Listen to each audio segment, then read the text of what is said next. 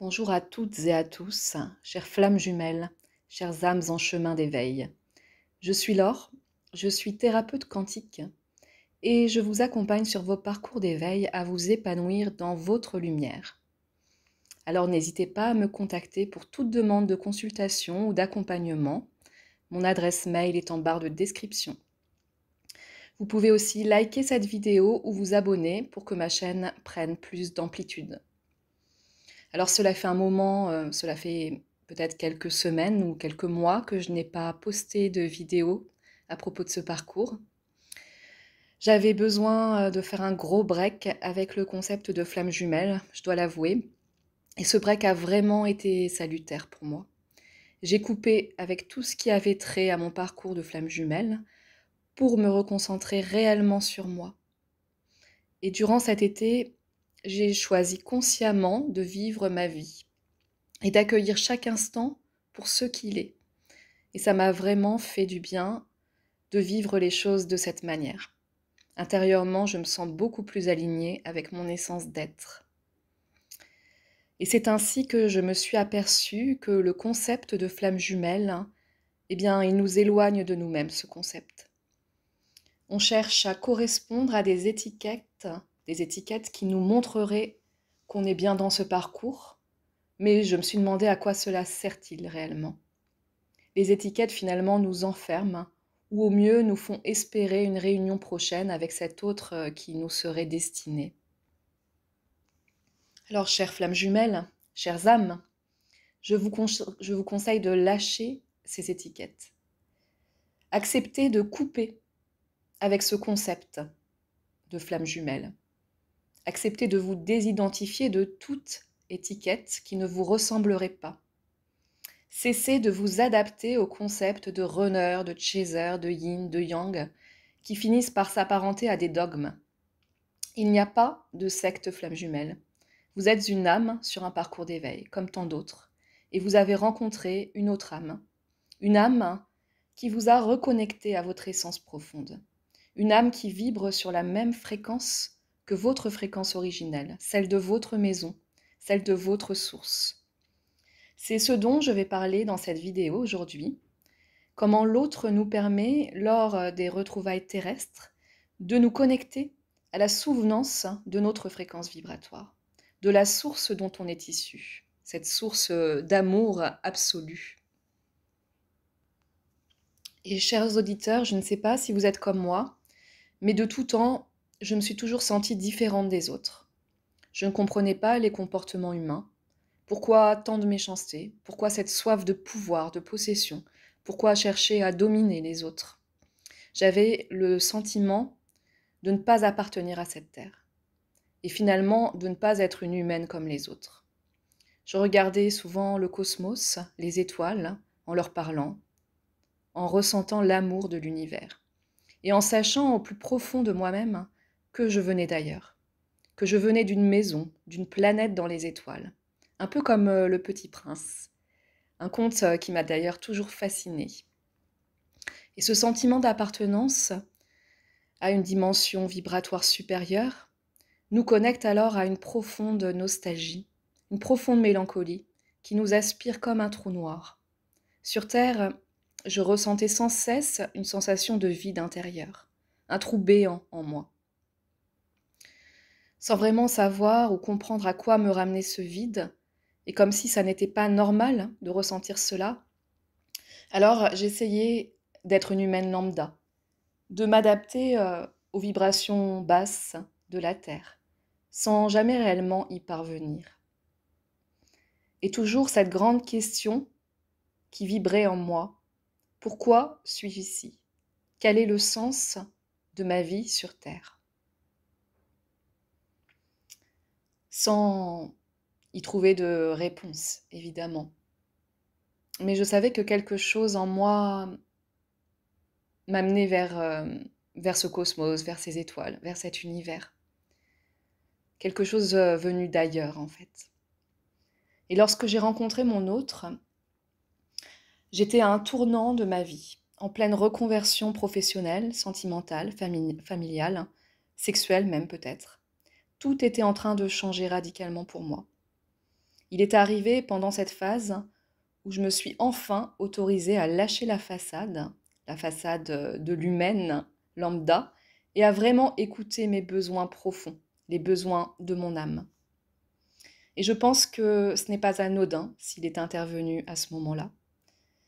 Son apparition dans ma vie est intervenue à un moment où j'avais besoin d'y croire, besoin de penser que quelque chose de plus grand me guidait, comme un guide qui viendrait me conforter dans mes choix, mes décisions, et me montrer que je ne suis pas seule, que l'univers veille sur moi et m'accompagne. Alors à la première rencontre, au bout de quelques minutes seulement, j'ai immédiatement ressenti cette vibration unique, cette signature vibratoire qui me ramenait à la maison, dans ma maison des étoiles. À la rencontre, au bout de quelques minutes, nous nous sommes embrassés et le sentiment de reconnaissance était complètement dingue. J'avais la sensation de connaître cet autre depuis toujours, de l'avoir toujours connu, de l'avoir toujours aimé. J'avais le sentiment de me fondre en lui à chaque baiser échangé. Ce sentiment de fusion était beaucoup trop fort d'ailleurs, presque insoutenable parfois. Il m'a dit avoir ressenti la même chose de son côté en parlant d'électrochoc. Cette rencontre m'a profondément reconnectée à ma source, là d'où je viens. J'en suis certaine. Même si ça paraît un peu perché, je vous le dis, je suis absolument certaine à présent que je viens d'ailleurs, d'une autre dimension. Une dimension d'amour et de clémence, une dimension d'unité. Cette unité, je l'ai ressentie sur Terre auprès de lui, et je pensais que c'était le seul être à pouvoir m'y reconnecter, d'où l'importance de ne pas le perdre. Mais vous connaissez la suite. Sur Terre, ces vibrations ne perdurent pas si l'ego commence à s'en mêler. Et c'est ce qui m'est arrivé, et c'est ce qui arrive aussi à la plupart d'entre nous. La séparation est donc inéluctable sur Terre. Depuis, j'ai eu beaucoup de prises de conscience. Il s'est passé beaucoup de choses aussi sur ce parcours. Et je pense comprendre de mieux en mieux qui est cet autre et pourquoi il vient nous retrouver. Je vais vous raconter l'histoire d'une consultante. Cette consultante se reconnaîtra peut-être d'ailleurs, qui m'a contactée un jour un peu paniquée, en me disant qu'elle avait rencontré sa flamme jumelle, mais qu'elle n'avait aucune envie d'une relation terrestre avec lui. Elle était mariée, et puis lui aussi d'ailleurs, chacun de leur côté. Ils étaient heureux en couple. Et son jumeau, donc, était un collègue qu'elle avait rencontré dans une formation de coaching. Ils ne se sont jamais vus en vrai, mais pourtant elle savait que c'était lui. Par sa voix, sa vibration simplement, il lui avait fait goûter ce sentiment de retour à la maison. Aucune erreur n'était possible. Elle était reconnectée grâce à lui, grâce à sa vibration, à son âme. Et au bout de quelques séances avec cette consultante, elle s'est aperçue qu'en réalité, celui qu'elle croyait être son autre, son jumeau, était en fait un canal vibratoire, comme un guide de lumière. Elle s'est aperçue alors qu'elle ne désirait rien vivre, relationnellement parlant, avec le personnage de cet autre, le personnage terrestre. En revanche, cet homme canalisait la vibration de sa source, et elle reconnaissait parfaitement cette vibration.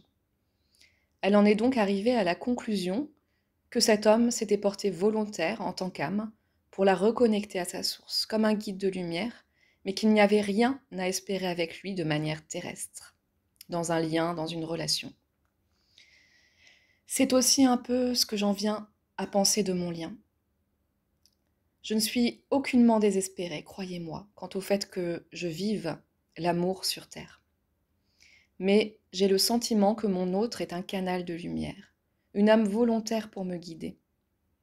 Cela fait maintenant bientôt 4 ans que je l'ai rencontré, et je me suis aperçue dans des différences notables entre ce qui venait de son personnage, donc de son ego terrestre, et ce qui venait de son âme, de la maison des étoiles, comme je l'appelle. Je le vois et je le ressens de plus en plus distinctement à chaque contact avec lui. J'arrive maintenant à discerner ce qui vient de son ego et ce qui vient de son âme. Et c'est très différent au niveau de mes ressentis vibratoires. Je vois aussi que lorsqu'il canalise, c'est un peu comme si son personnage était endormi. Il n'est donc pas conscient de canaliser des messages pour moi, des vibrations. À un moment, j'ai cru qu'il l'était. J'ai cru qu'il était le chaser quelque part, qu'il était conscient de ce qu'il faisait, parce que c'était vraiment puissant dans les messages d'amour qu'il m'envoyait. En fait, il postait des chansons dans une playlist qui me guidait et me laissait penser qu'il était connecté à la nature de notre lien. Mais en le voyant, en communiquant avec lui, son personnage m'a dit que non, qu'il mettait ses chansons dans sa playlist de manière totalement inconsciente, alors que pour moi, cela avait un sens énorme et cela me permettait de me sentir guidée sur ce parcours. Son personnage n'était donc pas conscient de me guider. En revanche, sa part de lumière, elle, était clairement en contact avec moi, en communication à travers ses chansons. Et aussi à travers parfois des communications directes. C'est-à-dire que parfois, quand je le vois, ce qui est assez rare dans notre lien, eh bien, je vois en fait comme un switch entre quand c'est son âme qui parle et quand c'est son personnage. C'est pas tout à fait la même voix et c'est pas du tout le même ressenti intérieur que je vais capter en fait. Donc j'arrive maintenant à bien discerner ces deux parts. Euh, voilà. J'ai pu noter beaucoup de choses comme cela dans notre façon d'interagir. Aujourd'hui, lorsqu'il canalise, je ressens en moi cette vibration, la fréquence de ma source, immédiatement. Et cela fait vibrer tout mon corps, tous mes corps énergétiques. Malheureusement, son personnage à lui est inconscient de cela. Il est totalement endormi en fait. Cela ne l'empêche pas de me transmettre des messages très éclairés à travers ses mots ou simplement à travers sa vibration d'amour. Voilà, donc je pense que c'est en fait, je suis arrivée, moi, sur Terre, avec une extrême sensibilité, un don médiumnique. Et à travers sa vibration, j'arrive à ressentir la fréquence de son âme, la fréquence de notre maison vibratoire, de notre fréquence vibratoire. Mais lui n'est peut-être pas encore assez sensible pour en être conscient. C'est mon hypersensibilité en fait qui arrive à discerner tout cela et ça a évolué beaucoup en fait. J'arrive de mieux en mieux à discerner. Avant, je pensais vraiment que son personnage était totalement connecté à son âme et je m'aperçois aujourd'hui que ce n'est pas du tout le cas en fait. Qu'il y a vraiment un fossé entre les deux, comme une double personnalité finalement, une sorte de schizophrénie que lui ne ressent pas. Alors actuellement, j'ai accepté de totalement lâcher le personnage de mon jumeau, qui est en clivage avec la vibration de son âme. Je ne peux rien espérer de ce personnage toxique et inconscient qui me fait souffrir. Et j'ai décidé de reprendre mon pouvoir et de ne plus laisser quiconque me faire souffrir. Je mérite d'être heureuse et d'être aimée, aussi bien par un homme humain que par son âme. Par quelqu'un, un homme qui soit en alignement, qui soit conscient de la lumière, hein, de sa lumière en fait. Et peut-être qu'un jour, son personnage se réveillera, comme je me suis réveillée à moi-même. Ce n'est pas exclu, c'est une possibilité. Mais pour le moment, pour ma part, j'ai pris le parti de continuer à aimer la vibration de ce lien, la vibration de ma maison, car lui aussi est issu de cette même source, c'est certain. Mais je me suis détachée de ce personnage qui ne m'intéresse mais plus du tout, qui est à 10 000 lieues de ce que je recherche chez un homme, finalement. Je me dis aussi que peut-être il n'est pas le seul à porter cette vibration. Peut-être est-ce moi qui ne suis pas encore assez ouverte, assez consciente pour attirer cette vibration chez d'autres hommes, d'autres âmes. Le fait d'y croire permettra de manifester cela, je pense. Peut-être faut-il lâcher cette croyance que l'autre est un jumeau unique, un unique être à pouvoir nous connecter à cet amour absolu. Et moi, j'ai envie de croire qu'il y a une autre âme ou plusieurs autres âmes qui se sont portées volontaires pour me reconnecter à ma maison des étoiles. Après tout, la vie n'est pas finie, et plus j'avance sur mon parcours, et plus il y a de possibilités de rencontrer une âme miroir qui sera alignée entre son personnage et son âme. Ou bien peut-être est-ce lui, ou peut-être qu'avec le temps, les choses se dessineront mieux.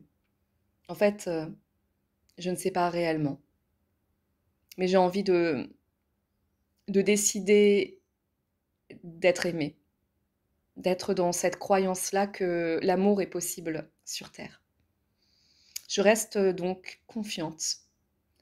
Et voir les choses ainsi me permet de me détacher de lui et de me reconnecter à moi un peu plus profondément, un peu plus puissamment. Et je peux dire aujourd'hui que grâce à cette conscience des choses, je ne pense pratiquement plus à lui ou à la réunion. Et je m'en porte très bien ainsi, pour ma part. Autour de moi et en moi, je ressens l'amour de toutes parts, mais ce n'est plus entièrement connecté à lui. Lui porte juste un fragment de l'essence de ma maison. Et je ne pensais pas dire tout cela et être autant détachée un jour, en fait. Je pensais vraiment que c'était l'unique être à pouvoir m'apporter cet amour. Ma vision s'est donc ouverte, ma conscience s'est ouverte et ce n'est en aucun cas un renoncement. Alors pour conclure, chères flammes jumelles, chères âmes de lumière, j'ai envie de vous dire que les parcours avancent, les consciences avancent. Comme je le disais, il n'y a dans mon discours aucun renoncement. Et je crois tout comme vous à l'amour sur cette terre, l'amour vécu. Mais l'amour est universel et donc ne peut exister à travers une unique personne. Et surtout pas à travers une personne qui n'est pas alignée avec l'essence de son âme et qui est quelque part toxique. Les désalignements créent de la toxicité. Et donc, je pense que cet amour universel qui existe à travers la lumière de différentes âmes, eh bien c'est peut-être cela le message que vient nous porter cet autre. Et oui, qui sait? Alors, chères âmes de lumière, je vous dis à bientôt et je vous souhaite une lumineuse journée ou une lumineuse soirée.